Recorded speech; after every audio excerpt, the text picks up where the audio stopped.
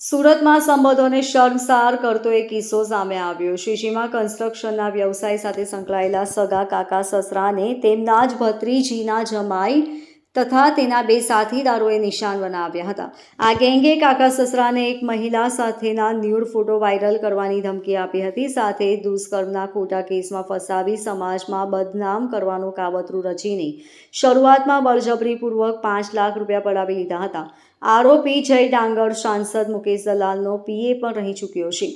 આરોપીએ ફરીથી 10 કરોડની રકમની માંગણી કરી હતી। કન્સ્ટ્રક્શનના વ્યવસાય સાથે સંકળાયેલા કાકા સસરા વરજાંગભાઈ પાસેથી પૈસા પડાવવા ભત્રીજીના જમાઈ જય અને તેના સાગરીતોએ કાવતરું રચ્યું હતું। કાકા સસરાના ન્યૂડ મહિલા સાથેના ફોટા વાયરલ કરવા ઉપરાંત દુષ્કર્મના કેસમાં ફસાવાના બહાને 5 લાખ મેળવી લીધા હતા, પણ વાત આટલેથી ન અટકતા તેમની લાલચ વધી ગઈ હતી। ફરીથી મોટા પાયે તોડ કરવાની યોજના બનાવી આ ટોળકીએ ધમકી આપીને અધધહ 10 કરોડની જંગી રકમની માંગણી કરી હતી। બ્લેકમેલ દરમિયાન આરોપીઓએ વજરાંગભાઈને છરી ચપ્પુ બતાવી ડરાવી ધમકાવીને ફરિયાદી મહિલા પાસે બળજબરીથી કોરા કાગળો પર લખાણ કરાવ્યું હતું અને અન્ય કાગળોમાં સહીઓ તેમજ અંગૂઠાના નિશાન પણ કરાવી લીધા હતા। આ સતત થઈ રહેલા માનસિક ત્રાસ અને જબરદસ્તીથી આખરે સમગ્ર મામલો પોલીસ સુધી પહોંચ્યો હતો। આખરે જે મહિલા સાથેના ન્યૂડ ફોટો વાયરલ કરવાની ધમકી આપવામાં આવી હતી તે મહિલાએ જ અડાજણ પોલીસ સ્ટેશનમાં જમાઈ અને તેના બે સાથીદારો વિરુદ્ધ ફરિયાદ નોંધાવી હતી।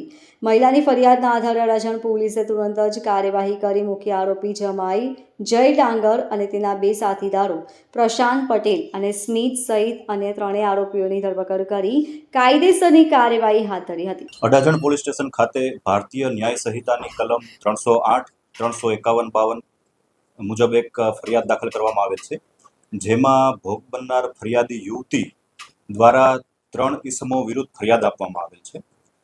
ફરિયાદી યુવતીના કેટલાક વાંધાજનક વિડીયો હોવાનું જણાવી જે આરોપીઓ છે તેના દ્વારા યુવતીને પાસેથી પૈસાની માગણી કરવામાં આવેલી અને વધુ પૈસા મેળવવા માટે ધમકી આપવામાં આવેલી અને જો પૈસા નહીં આપવામાં આવે તો તેને બદનામ કરી અને તેના વિડીયો વાયરલ કરવાની પણ ધમકી આરોપીઓ દ્વારા આપવામાં આવેલી। ફરિયાદ દાખલ થયા બાદ પોલીસની ટીમો બનાવી આરોપીઓને પકડી પાડવા તજવીજ હાથ ધરવામાં આવેલી, જેમાં આરોપીને ગણતરીના કલાકોમાં પકડી લેવામાં આવેલ છે અને મુખ્ય આરોપી જય ડાંગર તથા તેની સાથે અન્ય 2 આરોપીઓની ધરપકડ કરી અને કાયદેસર કાર્યવાહી હાથ ધરવામાં આવેલ છે। સર, કેટલા રૂપિયા ખંડણી પેટે માંગ્યા હતા અને આરોપીઓનું શું છે? 5 લાખ રૂપિયા ફરિયાદી દ્વારા અપાઈ ચૂક્યા હોવાનું જણાય। આ ઉપરાંત રૂપિયા 10 કરોડની માતબર રકમની માગણી ફરિયાદી પાસેથી આરોપીઓ દ્વારા કરવામાં આવેલી અને આરોપીની ધરપકડ કરી તેની પૂછપરછ હાલ ચાલુ છે, પણ પ્રાથમિક માહિતી મુજબ આ પ્રકારની પ્રવૃત્તિ કરવા માટે આરોપી ટેવાયેલ હોવાનું પ્રાથમિક તબક્કે જાણવા મળે છે। સર, વરજાંગભાઈ અને આરોપીના શું સંબંધ છે? આરોપીઓ અને જે ભોગ બનનાર છે તે પ્રોફેશનલી વ્યાવસાયિક રીતે પણ એકબીજાના સંપર્કમાં હોવાનું પ્રાથમિક તબક્કે જાણવા મળેલું છે। સર, એકબીજાના સંબંધી શું થાય છે?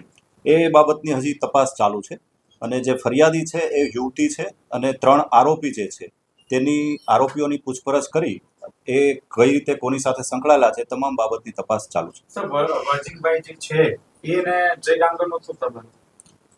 હાલમાં આરોપીની ધરપકડ કરવામાં આવેલી છે અને એ આગળની તમામ જે બાબત છે તે પોલીસ ઇન્વેસ્ટિગેશનનો વિષય છે અને એ અંગેની તમામ તપાસ હાલ ચાલુ છે।